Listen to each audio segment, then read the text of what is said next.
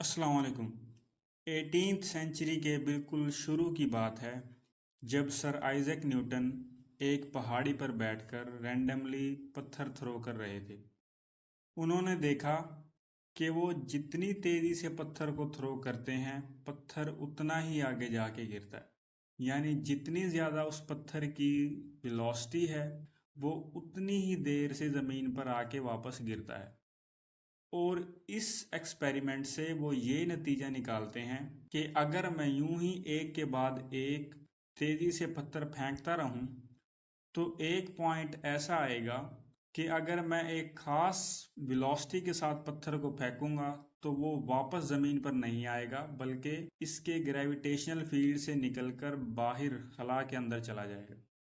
और यही वो पॉइंट होता है, यही वो स्पेसिफिक वेलोसिटी होती है जो किसी भी ऑब्जेक्ट को डिस्पैच करती है अर्थ के ग्रेविटेशनल फील्ड से बाहर किसी भी आउटर स्पेस के अंदर।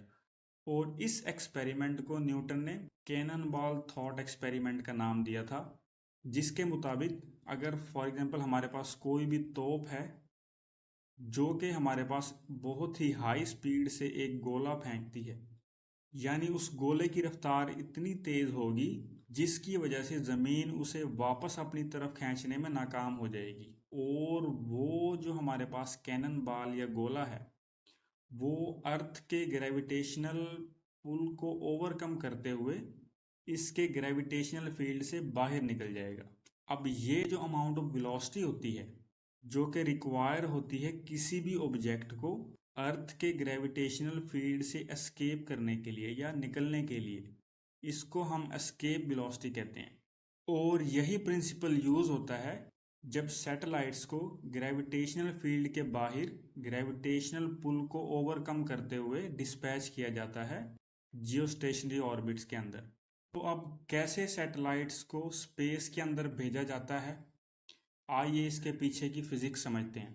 सपोज हमारे पास अर्थ जिसका मास कैपिटल एम है, उसकी सरफेस पर कोई भी ऑब्जेक्ट पड़ा है जिसका अर्थ के सेंटर से डिस्टेंस कैपिटल आर है और उस ऑब्जेक्ट का मास स्मॉल एम है। अब लेट्स सपोज हमें इस ऑब्जेक्ट को एक स्पेसिफिक हाइट पर अर्थ के ग्रेविटेशनल फील्ड से बाहर डिस्पैच करवाना है, जिसके लिए हम उसे अर्थ की ग्रेविटी के ऑपोजिट डायरेक्शन में वेलोसिटी v नॉट के साथ एक्सेलरेट करवाते हैं। तो यहाँ पर जो अर्थ के सेंटर से उसे एक स्पेसिफिक पॉइंट पर डिस्पैच किया था वहाँ तक का जो डिस्टेंस था ये क्या आ जाएगा, स्मॉल आर आ जाएगा। यहाँ पर हमारे पास इस ऑब्जेक्ट के लिए न्यूटन का जो लॉ ऑफ ग्रेविटेशन है वो क्या आ जाएगा हमारे पास, F is equal to negative G capital M small M over R square. यहाँ पर नेगेटिव साइन का मतलब है कि जो अर्थ का ग्रेविटेशनल पुल और जो बॉडी एक्सेलरेट हो रहा है ये दोनों एक दूसरे के ऑपोजिट हैं।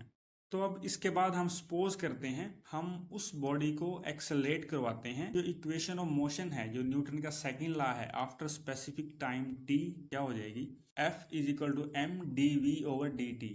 और ये न्यूटन के सेकंड लॉ की डिफरेंशियल फॉर्म है।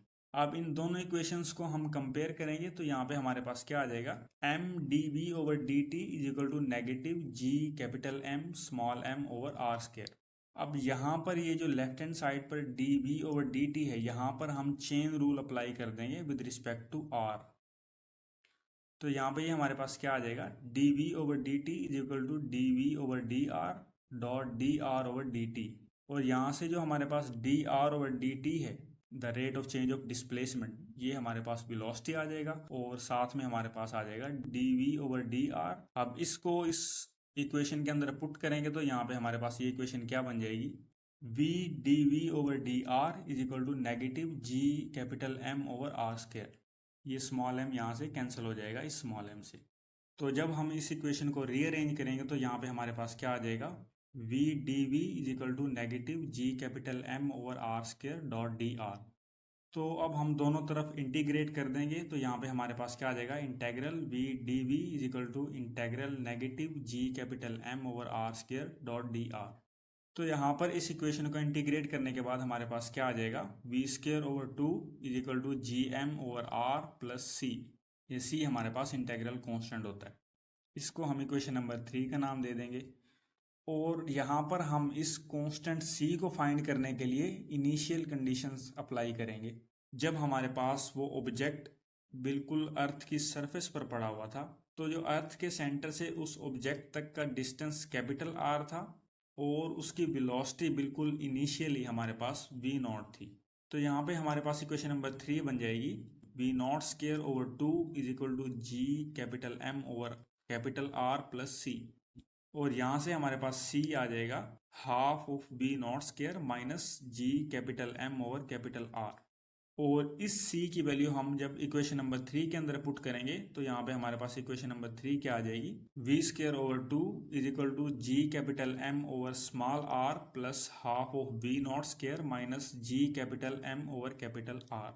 अब ये जो लेफ्ट साइड पर 2 डिवाइड हो रहा है, ये राइट साइड पे आके हम क्या कर देंगे, मल्टीप्लाई कर देंगे। तो यहाँ पे हमारे पास ये इक्वेशन क्या आ जाएगी, v square is equal to 2g capital M over small r plus v0 square minus 2g capital M over capital R।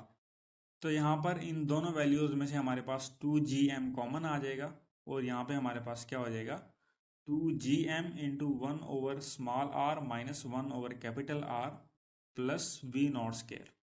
और अगेन यहाँ पे जो हमारे पास स्मॉल r है, इसकी वैल्यू हमारे पास क्या है, h प्लस कैपिटल R।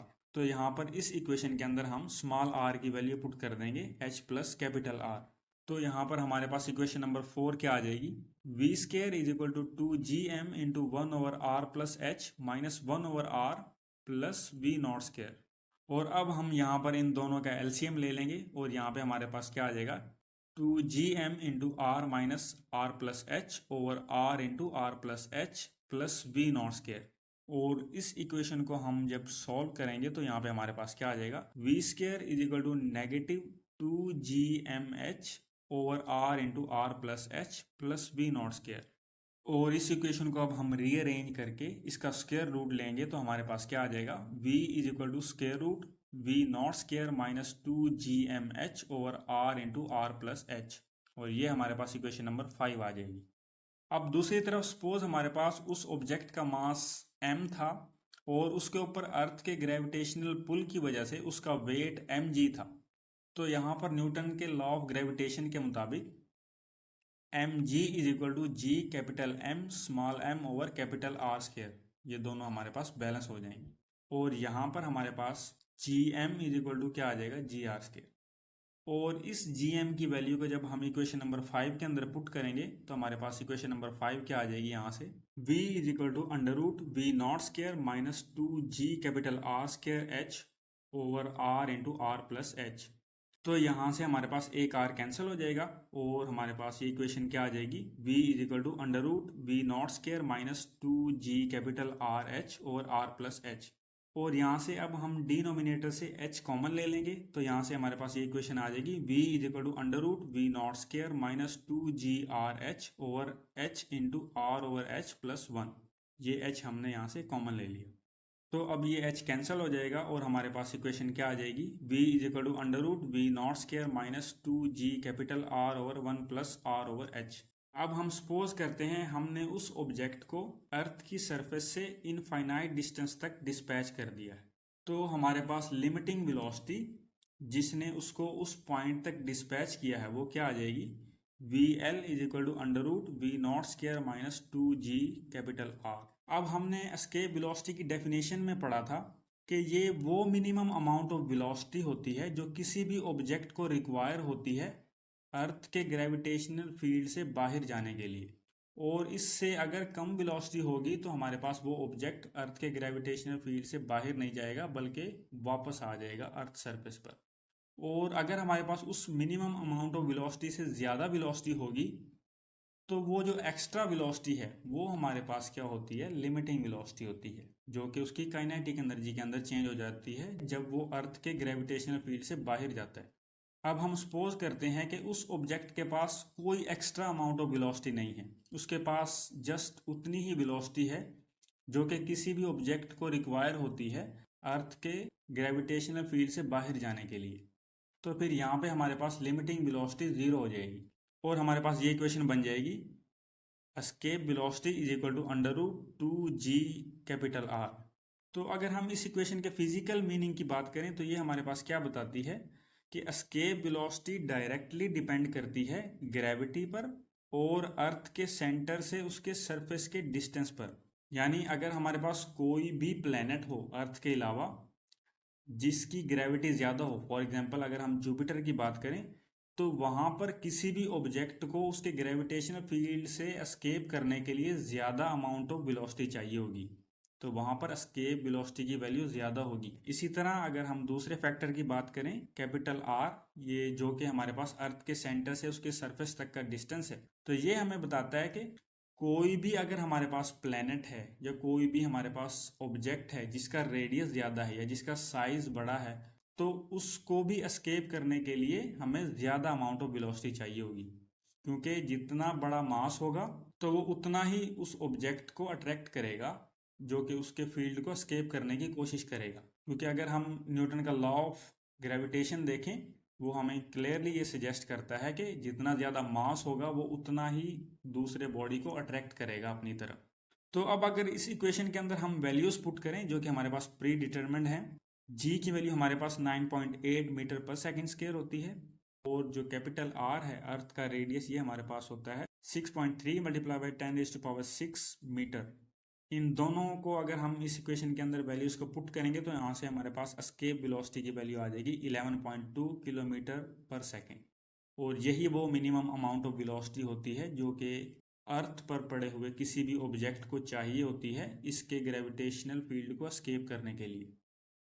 और अगर हम इसको माइल्स के अंदर कैलकुलेट करें तो हमें पता है कि 1 माइल 1.6 किलोमीटर के इक्वल होता है।